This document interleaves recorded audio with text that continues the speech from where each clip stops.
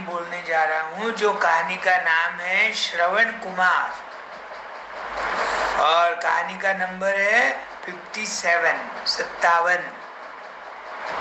पुराने जमाने की बात है।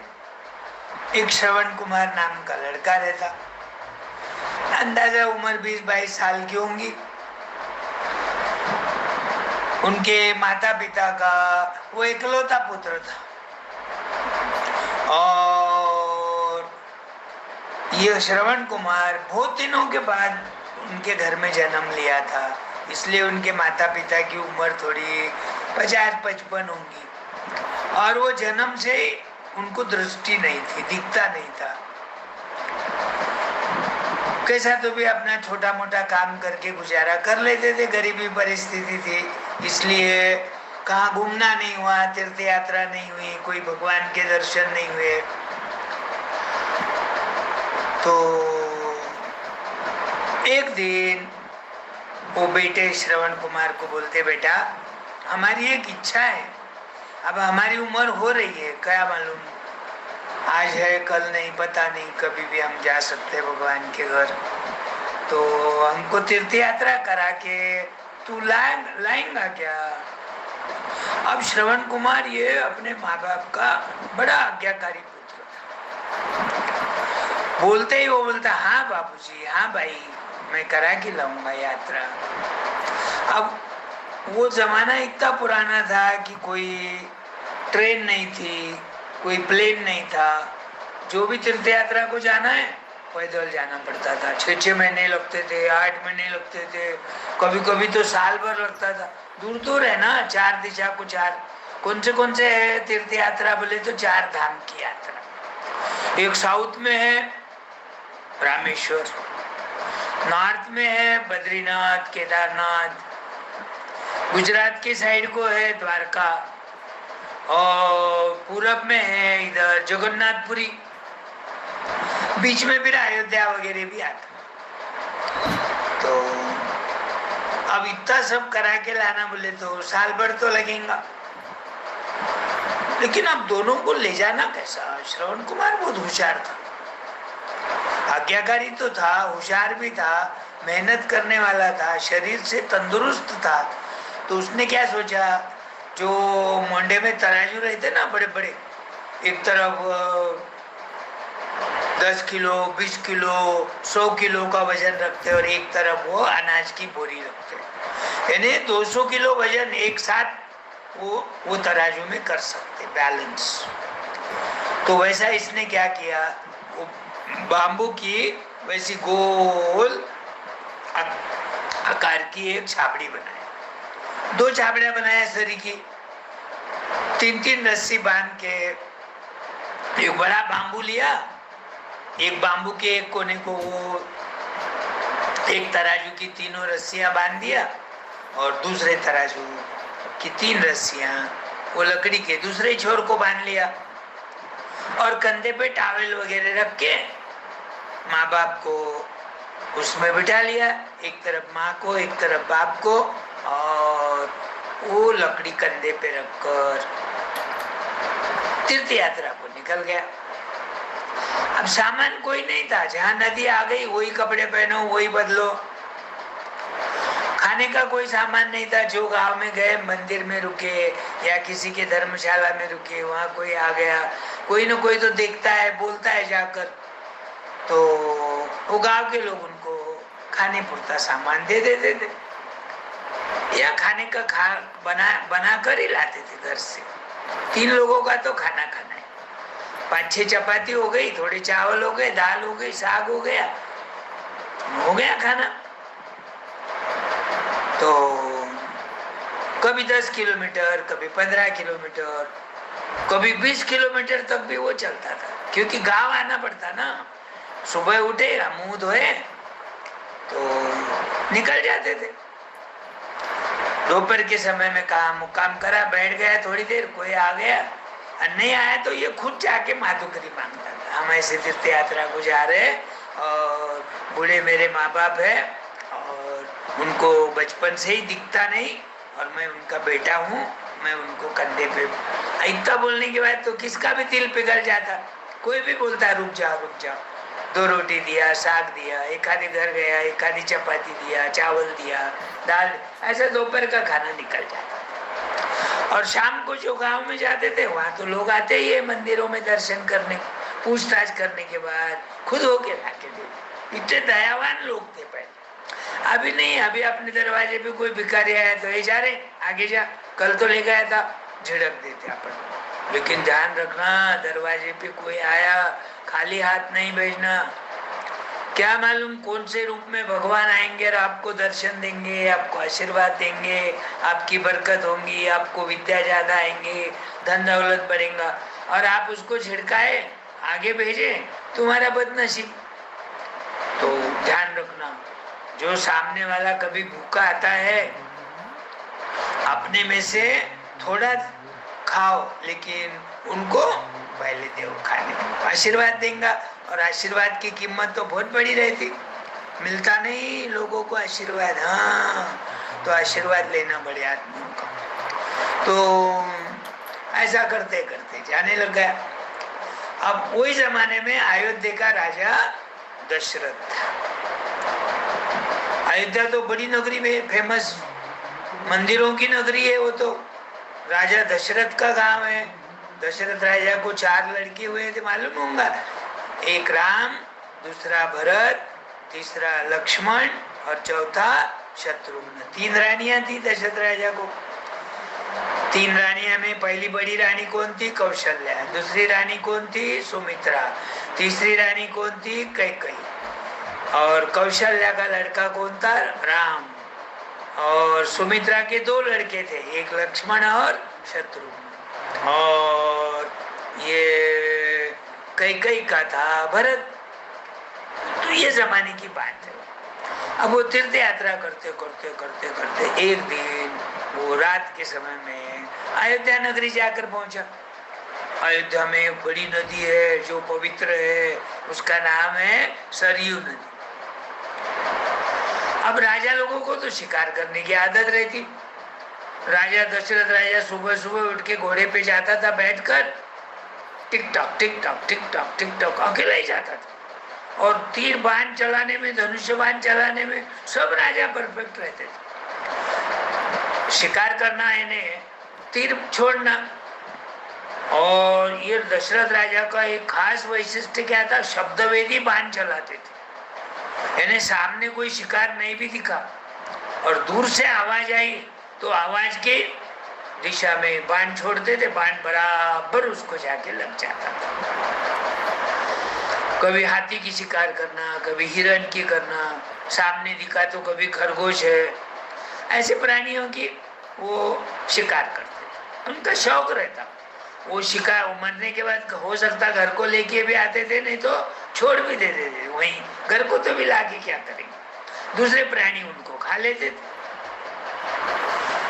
तो वो गांव में ये श्रवण कुमार अपने माता पिता को लेके शाम को एक खेत में एक छोटा सा मंदिर था, वहाँ मंदिर के जगह पे उन्होंने मुकाम किया। अब गांव में जाके कुछ माधुकरी मांग के भिक्षा लाया, खाना वाना खा के सो गए। और बूढ़े माँ बाप होने से कभी रात बेरात को उठना पड़ता था नंबर 1 जाने को, कभी नंबर 2 जाने को, नंबर 2 के लिए। नंबर 2 यानी पानी पीना, नंबर 1 यानी यूरिनल्स शू करने को जाना। तो ये रात को खाना खाए थे। इनको पेट में 5 बजे जाग आ गई, प्यास लगी, दोनों का भी गला सूखने लग गया। कुछ तो खाए होंगे रात को जो मिला हो। तो बेटे को उठाते, बेटा ए श्रवण कुमार, तेरी नींद हो गई क्या? हमको बहुत प्यास लगी है, गला सूख रहा, पानी लाएंगा क्या बेटा छोटा लोटा भर के? अब ये तो आज्ञाकारी था, पहले ही आपको मालूम है बच्चों लोगों। तो ये तुरंत उठ जाता। उसके पास एक छोटा घड़ा रहता, लोटे से डबल, 2 लोटे पानी बैठने जैसा, वो लेके जाता। देखते देखते वहां उसको वो सरयू नदी दिखती। अरे तो अच्छा हो गया, बोले नजीक ही है, ये तो आधे किलोमीटर पे ही नदी थी। हाथ पांव धोता, खुद मुंह धोता, वो घड़े को धो लेता पानी से, और घड़ा ऐसा आड़ा करके पानी भरते ना अपन, हाथ से थोड़ी भरेंगे उसमें, घड़े का मुंह डुबाते। अच्छा, घड़े में क्या रहता, खाली रहता, लेकिन उसमें हवा रहती। वो हवा जब तक बाहर नहीं निकलती, जब तक पानी उसमें नहीं जाता। एक जगह पे दो कैसा रहेंगे? एक मैन में दो तलवार रहती क्या, बताओ? नहीं रहती ना। वैसा अपन बोलते लोटा खाली है, लोटा भरा हुआ है। भरा हुआ है यानी उसके अंदर पानी है, खाली है यानी उसके अंदर हवा है। तो वो हवा जाने के लिए पानी में टेढ़ा करे, एक तरफ हवा जाते रहती, दूसरी तरफ से पानी अंदर जाते रहता। अब वो हवा जैसी निकलती वैसे बुड़ बुड़ बुड़ बुड़ बुड़ बुड़ बुड़ बुड़ बुड़ बुड़ बुड़ बुड़ बुड़ बुड़ ऐसे आवाज आती। अब राजा क्या हो गया, बाय चांस वहीं कहा तो भी झाड़ के पीछे छुप के बैठा था। उसको मालूम है नदी बड़ी है, पवित्र है, पानी भरपूर है, स्वच्छ पानी है। कोई तो सुबह सुबह हिरन है, हाथी है, शेर है, पानी पीने को तो जरूर आएगा। और प्राणियों की पानी पीने की ऐसी आवाज आती, खास करके हाथी की आवाज आती। वो सूंड से जब पानी पीता,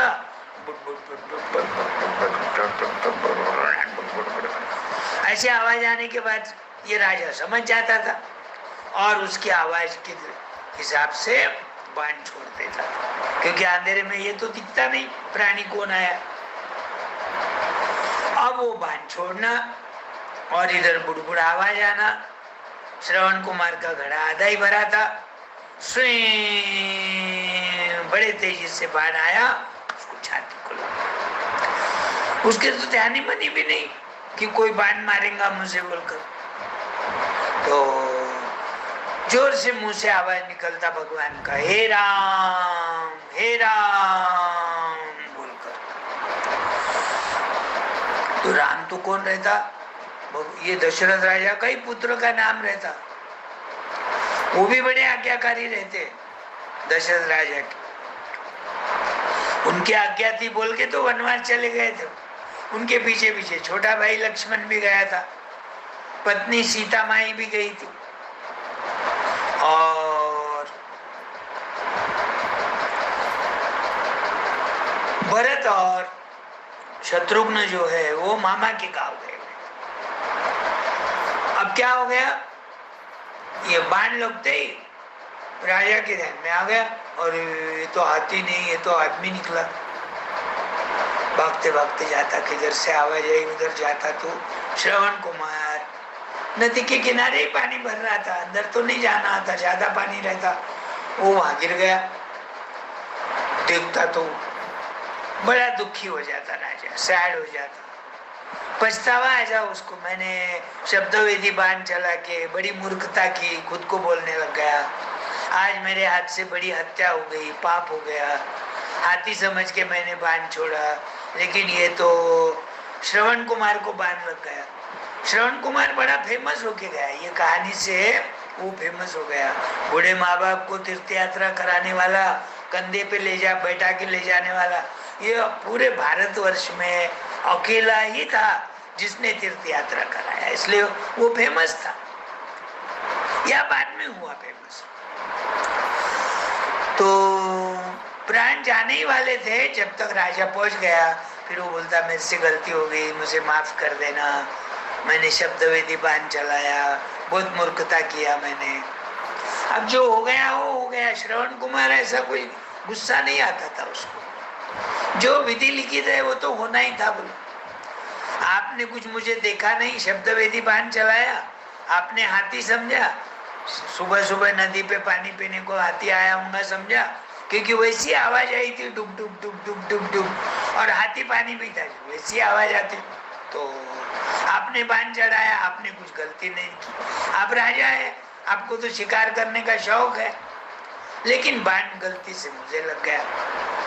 कोई बात नहीं है, आप क्या करो, मेरे बूढ़े माँ बाप वहाँ जो नजीक मंदिर है, यहाँ से आधा किलोमीटर एक छोटा सा, वहाँ मैं रात को हम वहाँ मुक्काम करे थे, तो उनको प्यास लगी, उनको पानी पिला देना, बता देना ये सारी घटना। ऐसा बोल के उन्होंने प्राण छोड़ दिया। कौन? श्रवण कुमार मर गया।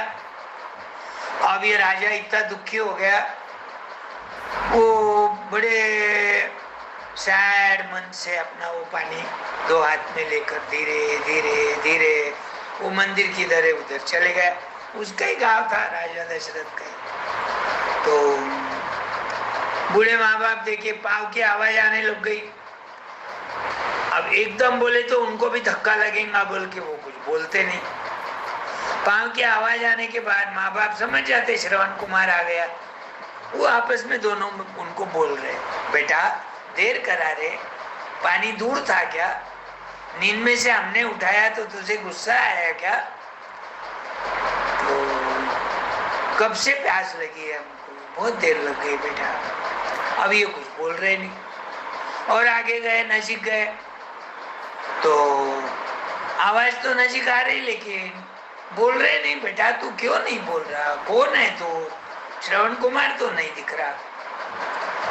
तो फिर राजा बोलता, मैं ना ये अयोध्या नगरी का राजा हूँ, मेरा नाम दशरथ है और मुझे तीर चलाने का शौक था।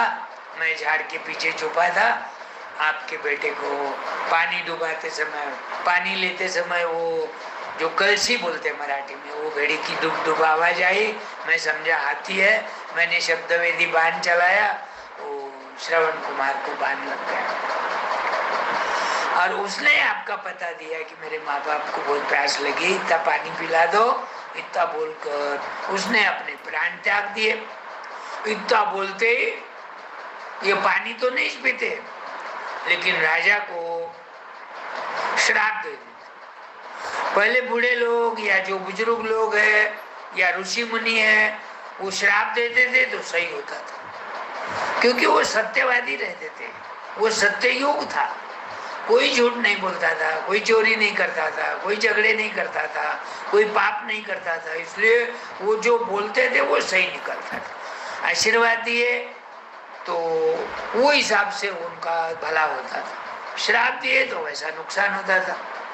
अब इन्होंने आशीर्वाद तो कैसा देंगे ना, श्रावण कुमार के माता पिता, उनका बेटा मर गया, आज तीर्थ यात्रा अधूरी रह गई, कोई सहारा नहीं, खाएंगे पिएंगे कैसा, दोनों को दिखता नहीं, भिक्षा भी कैसे मांगेंगे, और बूढ़े हो गए थे तो चलना भी नहीं आता। उन्होंने श्राप दे दिया, हम जैसा बेटा बेटा करके तड़प तड़प रह गए तो मर जाने देंगा ना तो तेरे पास एक भी बेटा नहीं। अब ये राजा पछता था, क्या करेंगे, कितना भी समझाए तो वो श्राप वापस नहीं मिलता। बड़े वो इतना बोल के वो मर गए दोनों एक साथ। अब उनके अंत्यविधि करके राजा बड़े दुखी मन से घर को आते। इधर रानियां रास्ता देख रही, चाय बनाए होंगे, नाश्ता बनाए होंगे, राजा 8 बजे बराबर आ जाते, आज 10 बज गए कैसे नहीं आए, फिक्र में। फिर राजा को आता हुआ देखकर रानियां देखती, राजा बड़ा परेशान है, उदास है, हंस रहा नहीं, कुछ नहीं। तो सारी रानियां राजा को पूछती, क्या हो गया, देर क्यों हो गई, आपका चेहरा क्यों उतरा हुआ है, आप दुखी दिख रहे, क्या हुआ? तो वो ऐसा ऐसा हुआ, बोलता हो मेरे हाथ से गलती से श्रवण कुमार को बाण लगा, वो मर गया, वो उसके माता पिता को प्यास लगी थी, पानी देने के लिए गया, उन्होंने पहचान लिया उनका बेटा नहीं है, क्योंकि मैं बोल रहा नहीं था, बोले तो मुझे मालूम था कि वो इतने बूढ़े हैं, उनको तो हार्ट अटैक आ जाएगा। और सही में बोलते ही उनको अटैक आ गया, और अटैक आते आते मरते मरते उन्होंने मुझे श्राप दिया कि तुम जब मरेंगे तो तुमको 4-4 बेटे और रहेंगे लेकिन एक भी तुम्हारे पास नहीं। और वो सही में हुआ। जब राजा वनवास चले गए, हे राम हे राम हे राम, तू जाओ मत, तू जाओ मत, मैंने गलती से 2 प्रॉमिस दिए थे कैकेयी को, कैकेयी ने अच्छे वर मांगने के बजाय 1 वर्ष से तुमको जंगल जाने के लिए 14 साल के लिए वनवास मांगा, और एक प्रॉमिस से, वचन से भरत को राजा बनाने में मुझे कोई परेशानी नहीं थी, लेकिन राम को वनवास भेजा बोल के मैं बहुत दुखी हूँ, हे राम करते करते राम वनवास में पहुंचे भी नहीं थे। वो एक तमसा नदी के किनारे मुक्काम करे थे रात तक। उसी समय राजा की मृत्यु हो गई। तो वो श्रवण कुमार का श्राप सही निकला। राम और लक्ष्मण नजीक नहीं थे, दोनों जंगल गए थे, और उसी समय 2-4-8 दिन पहले भरत और शत्रुघ्न अपने मामा के गांव गए थे। मालूम नहीं पड़ा किसको भी, 4-4 लड़के रह गए राम के पास, दशरथ जी के पास एक भी लड़का नहीं था। तो ऐसे पुराने जमाने में जो बूढ़े लोग श्राप देते थे ना, वो सही होता था। वो श्राप के कारण राजा दशरथ को अकेले ही मरना पड़ा। अकेला मरना पड़ा है ना, मरते समय उनको पानी पिलाने को लड़का भी नहीं था साथ। तो ये श्रवण कुमार की कहानी है, ये सत्य घटना है। कल जैसा एकलव्य की सत्य घटना, वैसा ये आज श्रवण कुमार की भी सत्य घटना हो गई। कोई कहानी नहीं है, ये होकर गई है घटना। ऐसी पाठ्य कहानियां बोलूंगा जो होके गई अब लाइन से, ध्यान रखो। हाँ, ओके, बाय।